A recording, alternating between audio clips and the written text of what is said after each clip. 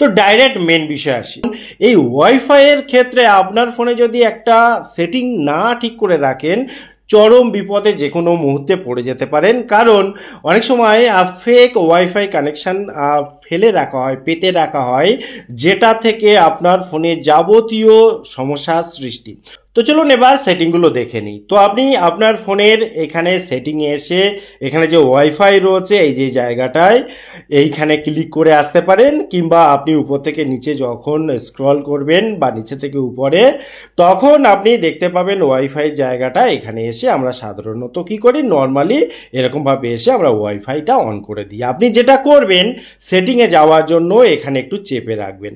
চেপে রাখলে এরকম একটা অপশান আসবে, যেগুলো সেভ নেটওয়ার্ক সেগুলো এখানে শো করে যাচ্ছে এবং অ্যাভেলেবেল নেটওয়ার্ক যেগুলো সেগুলো শো করে যাচ্ছে। এখন আমাদের যে বিষয়টা খুব গুরুত্ব দিয়ে দেখতে হবে, এখানে দেখুন ওয়াইফাই অ্যাসিস্ট্যান্ট বলে একটা অপশান রয়েছে। এই জায়গাটায় যখন আপনি ক্লিক করবেন, অনেকের ফোনে বাই ডিফল্ট দেখবেন এটা অন করা আছে, অর্থাৎ auto connect to the best wifi.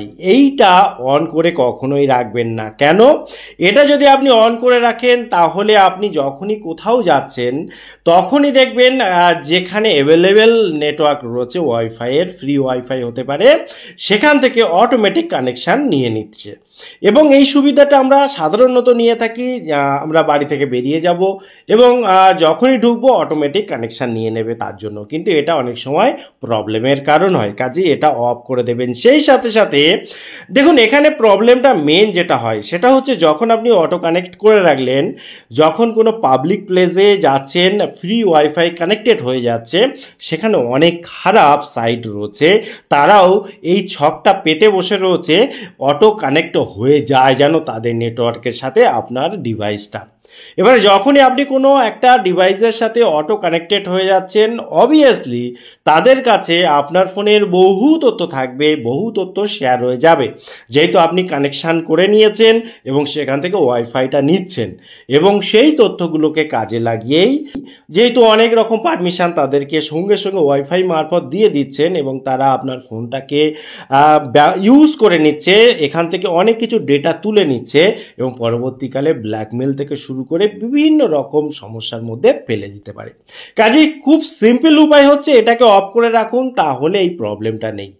এবং এখান থেকে বেরিয়ে এসে আপনি খেয়াল করে দেখবেন, উপরে এখানে দেখুন একটা 3 ডট পয়েন্ট রয়েছে। এই 3 ডট পয়েন্টের এখানে ক্লিক করে মোর সেটিং পাবেন, কিংবা বিভিন্ন কোম্পানি মডেল অনুসারে একটু আলাদা আলাদা হতে পারে।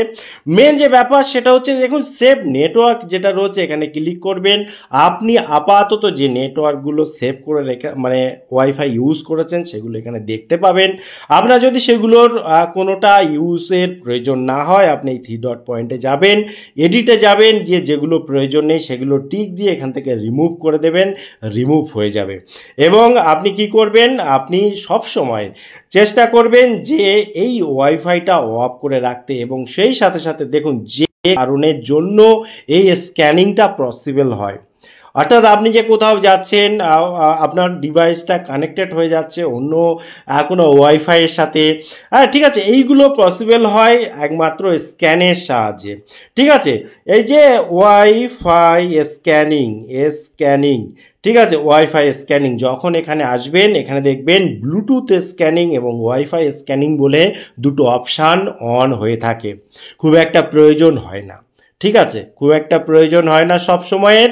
যদি কখনো দেখেন যে আপনার ফোনের যে ডিভাইস তার নেটওয়ার্ক প্রবলেম হচ্ছে, বা অন্য কোনো শহরে আপনি গিয়েছেন, অন্য কোনো জায়গায় গিয়েছেন, সেখানে আপনার ফোনে বিভিন্ন রকমের কানেক্টেড রিলেটেড প্রবলেম হচ্ছে, নেটওয়ার্ক রিলেটেড প্রবলেম হচ্ছে, তখন এই দুটোকে অন করে দিন, যাতে ফোন সেখানকার লোকাল ওয়াইফাই স্ক্যান করে, ব্লুটুথ স্ক্যান করে নেটওয়ার্কটাকে ধরে নিতে পারে।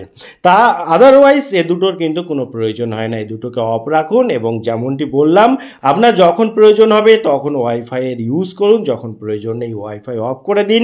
শুধু এখানে করলে হবে না, এখানে একটু চেপে ধরে এই যে ওয়াইফাই অ্যাসিস্ট্যান্ট এটা অন করে রেখে, এটা যদি অন থাকে এটাকে অফ করে দেবেন, তাহলে কিন্তু প্রবলেমটা পুরোপুরি সলভ হবে। টোটাল ইনফরমেশন কেমন লাগলো অবশ্যই কমেন্ট করতে ভুলবেন না। আবার দেখা হবে পরবর্তী ভিডিওতে। ততক্ষণ ভালো থাকুন, সুস্থ থাকুন, বাই বাই।